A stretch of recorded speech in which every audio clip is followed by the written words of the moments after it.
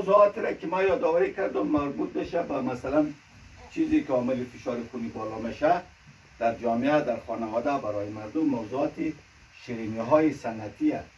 مثلا خود شیرینی ها اینا میتونه که با مواد چون مواد قندی اینا چربی های خطرناک و ناسالم را باعث میشه که به اصطلاح اینا هم میتونه که باعث فشار خون، باعث بدبختی های دیگه برای انسان ها شود.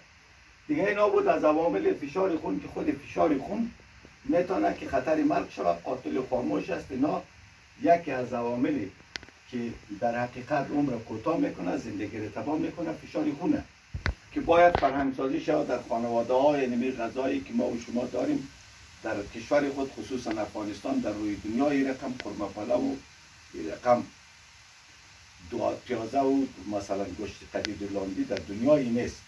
این فرهنگ ماه که برادر گل که ببینی اکثر کسا فشار خونش بالا، مرض قندش بالا، بیماری های قند بالا، نقرس، صدها علت و علل را به اثر غذاهای بد این مردم چی میکنه؟ دچار میشه، پیدا میشه که اینا باعث طول عمر میشه، باعث کاهش طول عمر میشه، باعث مرگ های به خطر میشه، باعث سکته های مغزی میشه، باعث سکته های قلبی میشه، مویرگاه را تنگ میکنه و همچنین باعث تاری دید میشه، مویرگاه را بند میسازه. اینا جمله خطراتی بود که در حقیقت از علل فشار بالا و علاوه از اونا گفته نمانه که غیر از مسئله غذایی، موضوعات اضطراب، نگرانی ها، افسردگی ها، جنگ های خانوادگی، نزاع های داخلی، نزاع های منطقی، آنچه که به اصطلاح از نظر روحی و روانی، بیماری های روانی که انسان به تباهی میکشانه، باعث رفتن فشار خون میشه. دیگه علت العلل اضطراب، نگرانی ها و بیماری های روانیه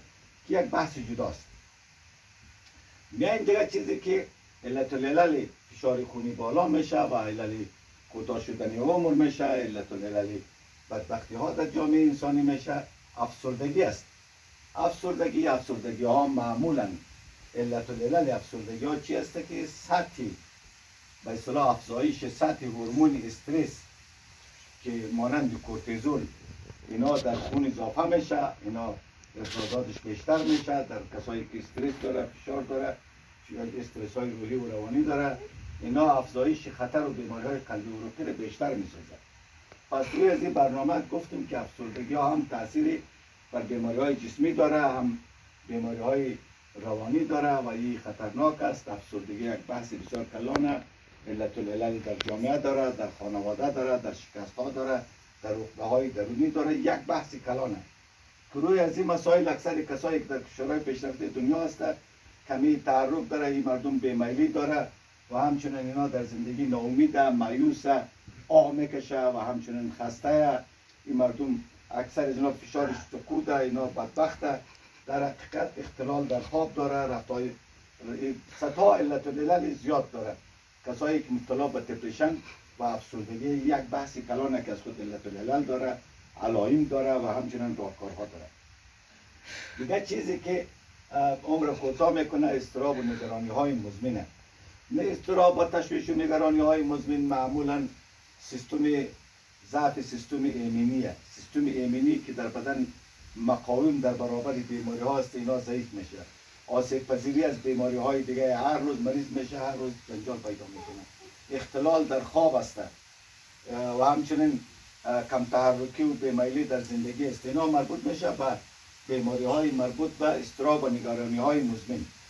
دیگه آمدیم چیزی که بسیار مهم است، چیزی که عمر کوتاه میکنه، زندگی را تباه میکنه، بیماران دیگه نوع افسردگی، بیماری روانی دیگه بیمارا هست که اینا بیماران دو قطبی است. بیماران قطبی بیمارانی است که همه که میگه اندازه نگه دار که اندازه نیکوست. در بیماران دو قطبی دو حالت وجود داره.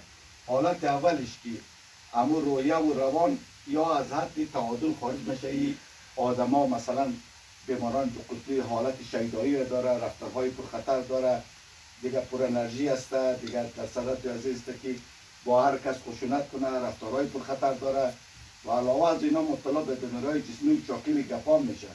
و این اگر حالت مانیاکی طرف بالا رفت، اما انرژی و گپای اینا، رفتارهای از اینا یا رفتارهای پرخطره و اگر نزول کرد، مثلا یعنی حالت تعادل اگر از این بالا رفت، حالتهای که شخصیتی مانیاتی پیدا کرد، اینا برای خودش خطرناک، به خود آزار میرسانه، در جامعه آزار میرسانه. اینا میشه خوش و مست و سری حال و پر انرژی، در هر طرف هر قدری زجر بدون لذت میبره.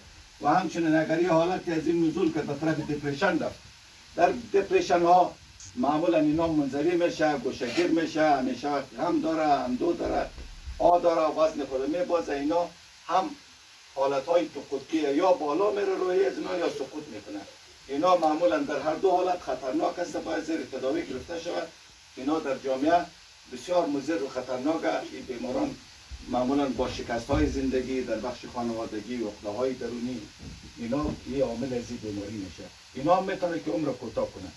دیگه چیزی که عمر کوتاه بکنه و باز هم موضوعاتی مربوط به اختلالات عصبی، اختلالات عصبی یا بوردینگ پرسونالیتی، اختلالات شخصیتی، بوردینگ پرسونالیتی دیسآردر، بینظمی های اختلالات شخصیتی است که مردم ها دچار اختلال هستند. مردم پر انرژی فعال، اما اختلالاتی که پیشتر گفتم که در دو قطبی ها وجود داره. اختلال در خواب نمیبره ولی شب، و از طرف دیگر افکار خشونت‌آمیز پرخطر با خانواده با جامعه داره یک نوع